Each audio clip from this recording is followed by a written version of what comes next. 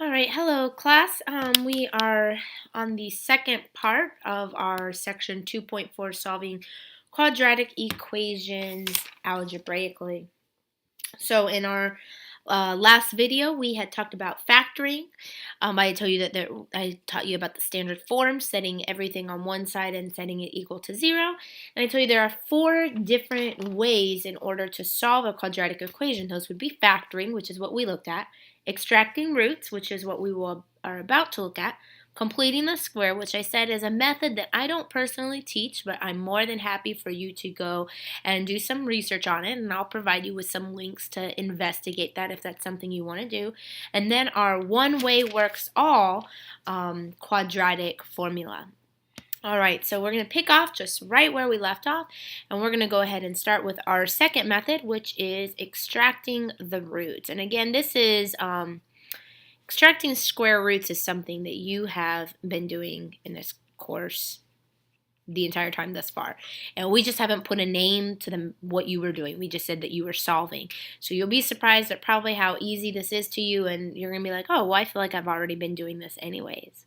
So if I give you the problem 4x squared equals 12, and I tell you, all right, I want you to go ahead and solve for x. There are 2 different methods that you could go about this. Some of you may want to take the square root as is of both sides. I don't recommend doing that. You're not going to get as precise of an answer. Instead, you want to isolate x by itself. So in order to do that, we divide out 4. X squared equals 12 divided by 4 is 3. And in order to get rid of the squared, we are going to take the square root of both sides. And that leaves me with x equals plus or minus the square root of 3. It's extremely important to remember that this symbol, plus or minus, will happen whenever you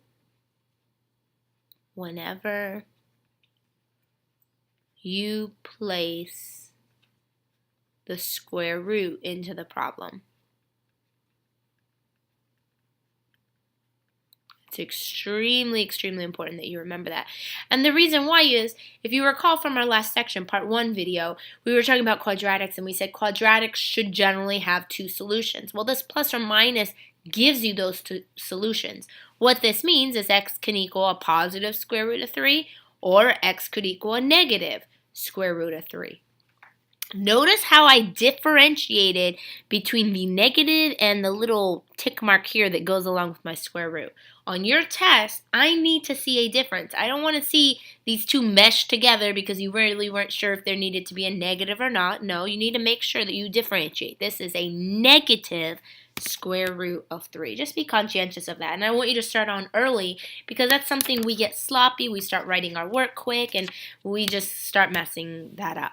Okay? All right, let's look at another example. This time x minus 3 all squared equals 7.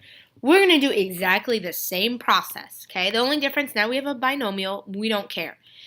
Some of you might want to say, okay, well, last time we, moved our numbers first. We did the division of the number 4, so let's go ahead and add 3. Well, we can't because it's inside the parentheses. We need to handle this exponent first. So we're going to go ahead and start out by taking the square root of our entire sides on the left and the right. And when we do that, that leaves me with x minus 3 equals, because I put in the square root, a plus or minus square root of 7.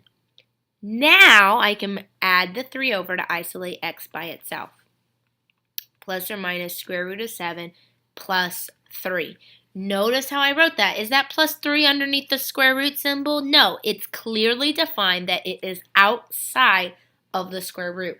In fact, if I were you, I would write this answer as this: 3 plus or minus square root of 7, just to avoid any mistakes. These are equivalent.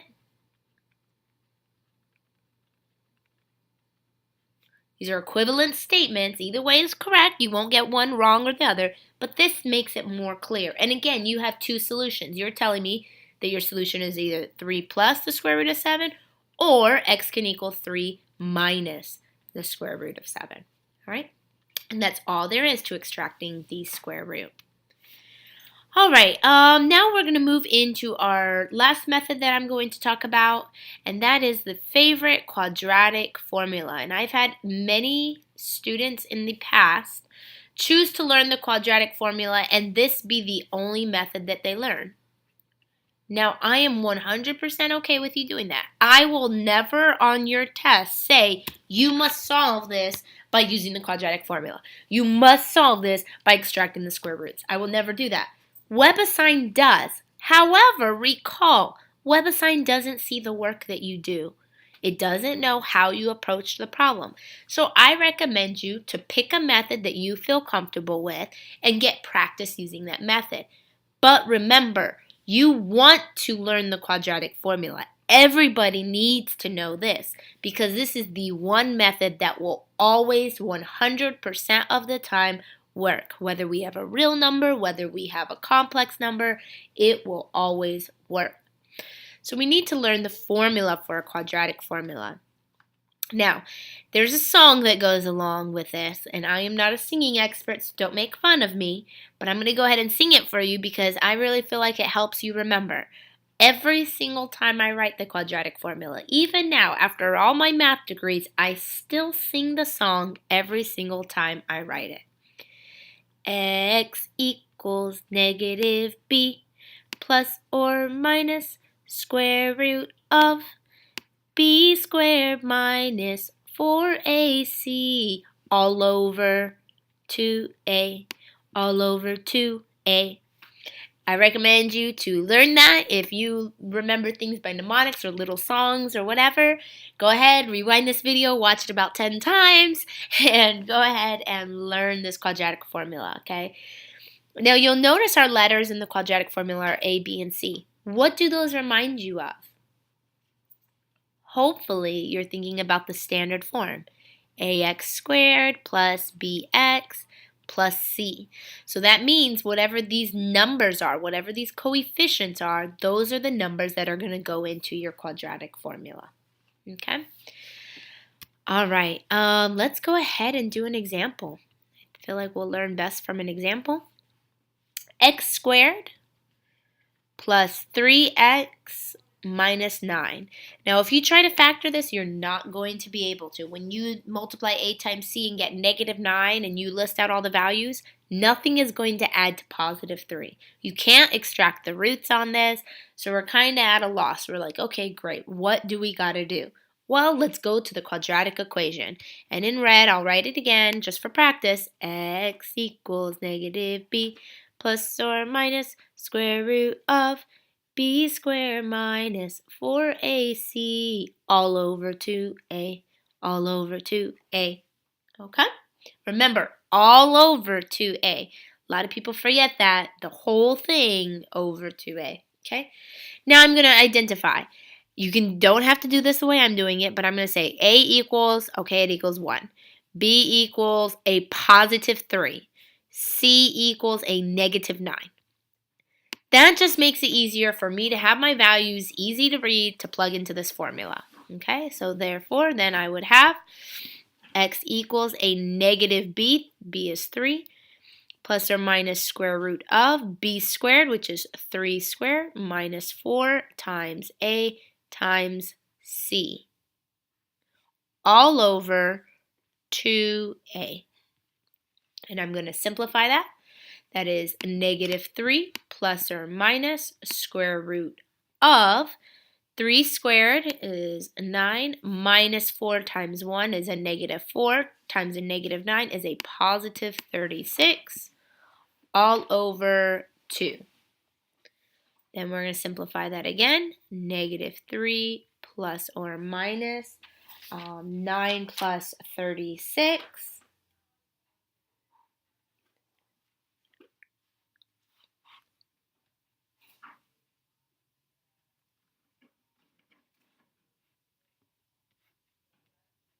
over 2. Did I do that right? 18, yes, 45, square root of 45, okay. And then we're going to simplify that. Now, if you were told to round to decimal places, by all means, listen to the directions and round to decimal places. I will not want any decimals on the test, I will want your answer in simplest form. You know how to simplify a square root. Thus, I am going to want you to do that.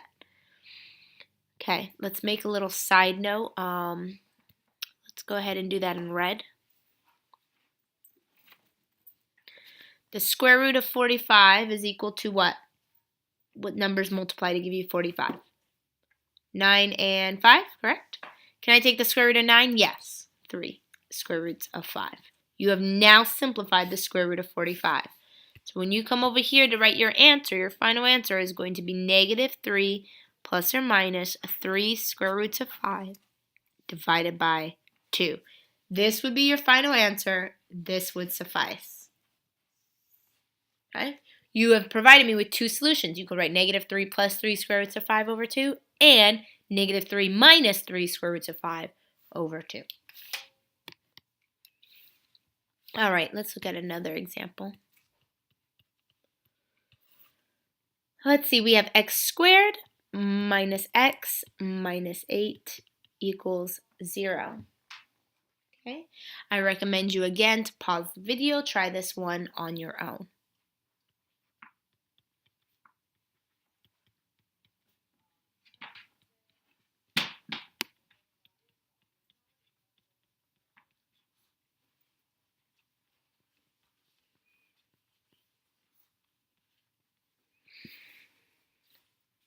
Okay, I've written my coefficients out. I've kept my negative signs for the coefficients that were negative, and I've written my quadratic formula, and now I am just going to plug my values in. So that's x equals negative b. Notice my b value is negative right here, but the formula says a negative b. So I'm going to go ahead and put my b in parentheses because that negative doesn't constitute for the negative that's in front of my value of b. Okay, people have a tendency to make that mistake. Don't be one of those people. B squared is negative 1 squared minus 4 times A times C all over 2A. You're going to simplify that. Negative 1 times, or excuse me, a negative times a negative 1 is just a positive 1 plus or minus a square root of negative 1 squared is 1. Negative 4 times 1 times negative 8 is a positive 32 all over 2. I'm going to go ahead and simplify that. That's 1 plus or minus the square root of 33 over 2. And I'm going to ask myself, can I simplify 33? I can't simplify that to get the square root of anything. So this will be my final answer. Again, you have two solutions. 1 plus square root of 33 over 2 and 1 minus square root of 33 over 2. I believe WebAssign may want you to split those up. Okay, so just write it with the plus and then write it with the negative, your two separate solutions. Okay? All right, let's look at another example. We have 2x squared minus 31x minus 51 equals 0. Okay, for the sake of time on this video, I'm not going to do all of the work and solve this out, but instead I am going to set the problem up for you.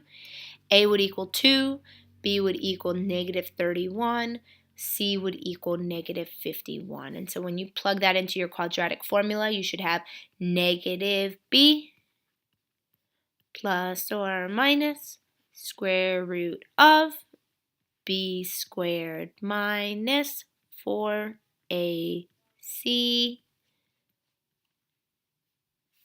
all over 2a.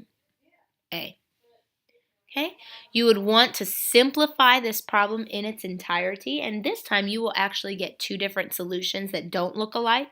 You should arrive at x equals 17 and x equals negative 3/2. If any of you have questions on this or need more clarification, go ahead and comment below or shoot me an email, and I'm more than happy to show the work at how I arrived at this. But you can always put this into your calculator. Don't forget to use parentheses. Don't be sparse on your use of the parentheses. You can use as many as you need to make sure you separate things so that your calculator understands the correct order of operations. Okay, and our last example. Same thing, I'm just going to set it up for you. It is x squared plus a 16x plus a 61 equals 0.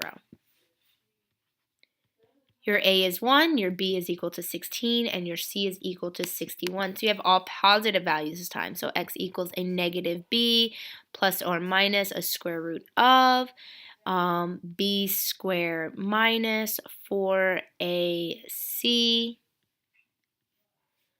all over 2A. And you're going to want to simplify that out, and you should arrive at x equals negative 8 plus or minus the square root of 3. And again, if you need help on how to simplify that, I'll leave a comment below regarding this example or shoot me an email, and I'm more than happy to show you the work. Okay? All right, and we're about done with this section. I just want to show you one more thing, or just identify one more thing, and it is called the discriminant, okay? The discriminant is a part of the quadratic formula that we've been using. When we refer to this discriminant, we are only concentrating on the part b squared minus 4ac, okay? So we're no longer looking at the entire quadratic formula. We're not looking at the square root. We're just concentrated on what's inside of the square root, which is b squared minus 4ac.